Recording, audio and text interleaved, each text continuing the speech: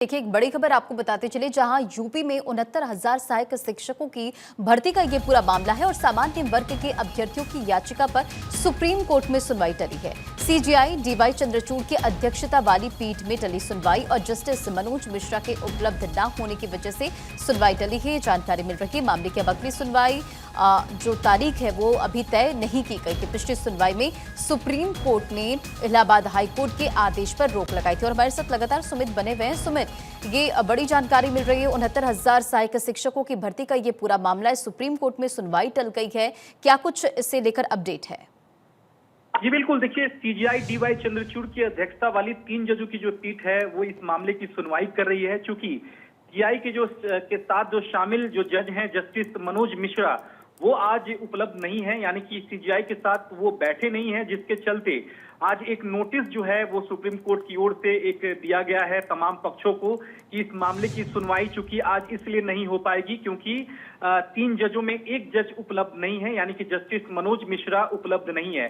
Court ने जो notice दिया है सभी पक्षों को, उसमें ये भी जानकारी दी गई है कि जल्द ही इस मामले को एक बार फिर से री नोटिफाई किया जाएगा, यानी एक बार फिर से इसे सूचीबद्ध किया जाएगा। तो हो सकता है कि शुक्रवार को ये सुनवाई हो सकती है या फिर अगले हफ्ते इस मामले की सुनवाई हो सकती है, क्योंकि समान वर्ग के अभ्यर्थियों को सुप्रीम कोर्ट से पिछली सुनवाई में राहत मिली थी और सुप्रीम कोर्ट ने इलाहाबाद हाई कोर्ट के उस आदेश पर रोक लगा दी थी जिसमें इलाहाबाद हाई कोर्ट ने नए सिरे से लिस्ट जारी करने का आदेश जो है वो यूपी सरकार को दिया था।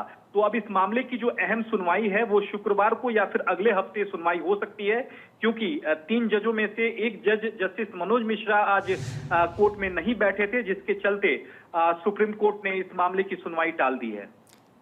बिल्कुल, और देखिए तारीख अभी तय नहीं हुई है इस पूरे मामले की। अगर बात करें तो तारीख को लेकर किस तरह से तारीख अब तय होगी, क्योंकि अभी तक पिछली सुनवाई की अगर बात करें तो सुप्रीम कोर्ट ने इलाहाबाद के हाई कोर्ट के आदेश पर भी रोक लगाई थी।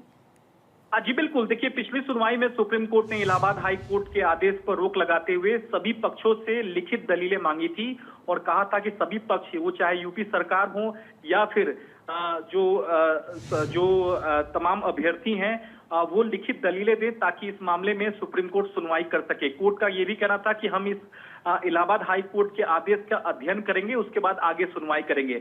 आज चूंकि मामला लिस्ट हुआ था लेकिन एक जज के मौजूद न रहने के चलते कोर्ट ने सुनवाई टाल दी है। मिसलेनियस चूंकि मामला है, यानी कि नया ये मामला है, तो नए मामले की जो सुनवाई है वो सोमवार या फिर शुक्रवार को होती है।